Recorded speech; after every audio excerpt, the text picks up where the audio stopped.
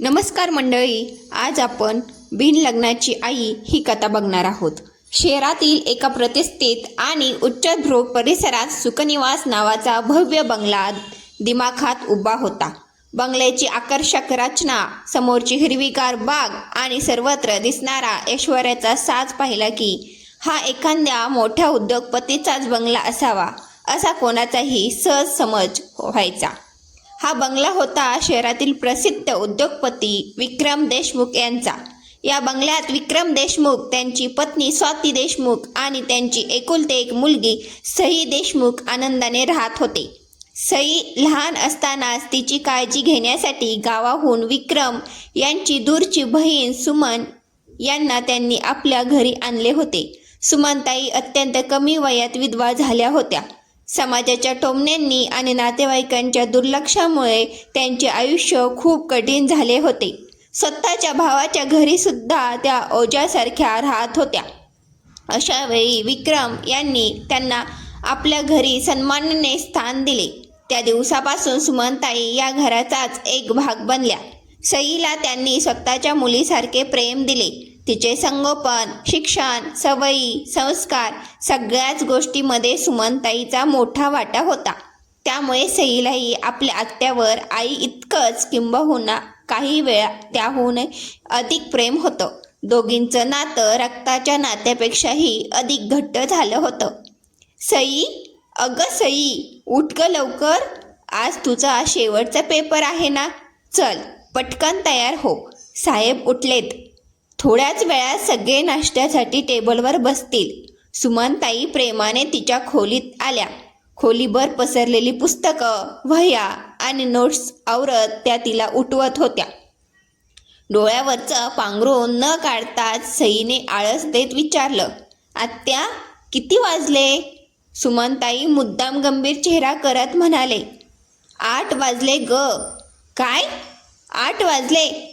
सई घाबरून एका क्षणात उठून बसली. ती धावतच बाथरूममध्ये गेली आणि वैतागून म्हणाली, आत्या आधी उठवायचे ना, उशीर झाला असता तर. रात्री उशिरापर्यंत अभ्यास करत होते, कधी झोप लागली कळलंच नाही. बाहेर उभ्या असलेल्या सुमनताई हसू आवरू शकल्या नाहीत.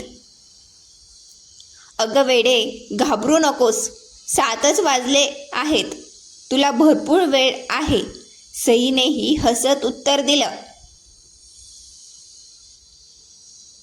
आत्या, तू ना लहानपणापासून असंच करतेस. दरवेळी खोटी वेळ सांगून मला घाबरवतेस. पण खरं सांगू, तुझ्यामुळे मी आजपर्यंत आयुष्यात कुठेच उशिरा पोचले नाही. दोघींच्या चेहऱ्यावर गोड हास्य उमटलं. थोड्याच वेळात सई तयार होऊन खाली डायनिंग हॉलमध्ये आली. विक्रम देशमुख नेहमीप्रमाणे हातात बिझनेस वर्तमानपत्र घेऊन बसले होते, तर स्वाती त्यांच्या मोबाईलमध्ये काही महत्त्वाचं काम पाहत होत्या. सई येताच सुमनताईंनी तिच्यासाठी गरमागरम नाश्ता वाढला. विक्रम यांनी वर्तमानपत्र बाजूला ठेवत विचारलं, काय सई, आज शेवटचा पेपर ना? हो बाबा, आज शेवटचा पेपर आहे. मग परीक्षा संपली म्हणून थोडा मोकळा श्वास घेता येईल. विक्रम हसले. बरं, पुढे काय ठरवलं आहेस?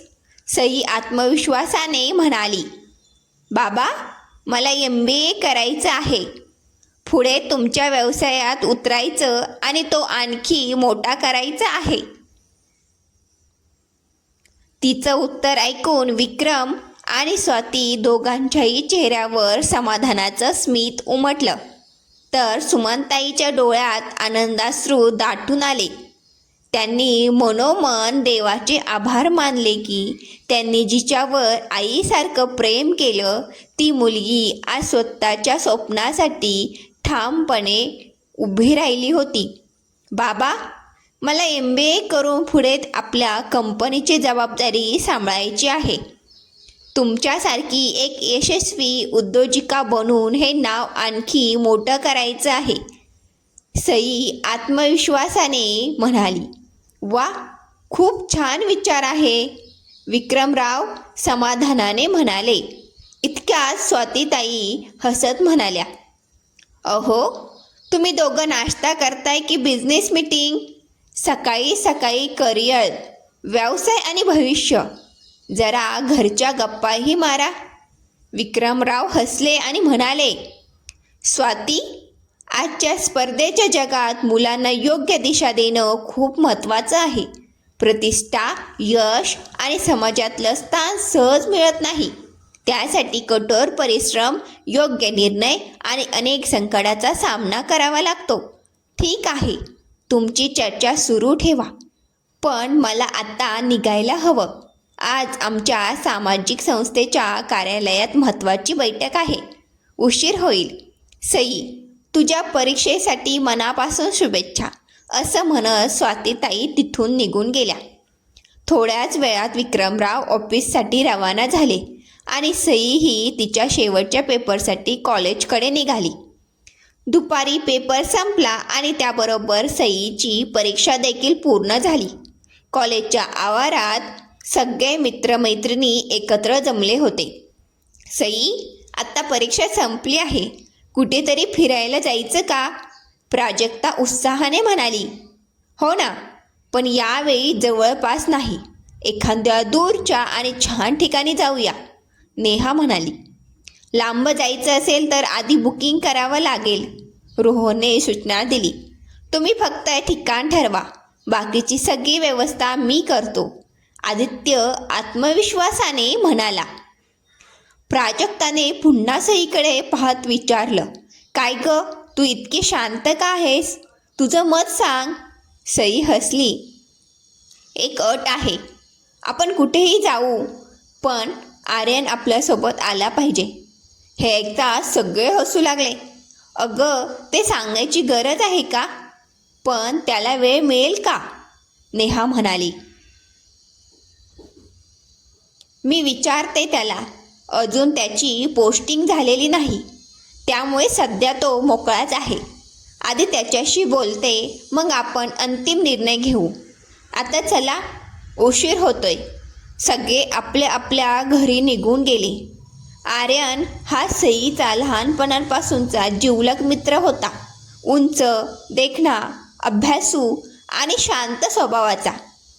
त्याने UPSC परीक्षा उत्तीर्ण केली होती आणि काही दिवसात IPS प्रशिक्षणासाठी हैदराबादला जाणार होता. त्याच्या कुटुंबात आई, वडील आणि एक धाकटी बहीण होती. वडील राष्ट्रीय बँकेत वरिष्ठ अधिकारी होते, तर आई महाविद्यालयात प्राध्यापिका होती. घरी पोचताच सईने आर्यनला फोन लावला. हॅलो आर्यन, आज संध्याकाळी भेटशील का? मला तुझ्याशी थोडं बोलायचं आहे, आर्यनने थोड्या मिश्किल आवाजात विचारलं. आता काय नवीन? फोनवर सांग ना. नाही, समोर भेटल्यावरच सांगते. बरं, मग आपल्या नेहमीच्या ठिकाणी संध्याकाळी 6 वाजता भेटू.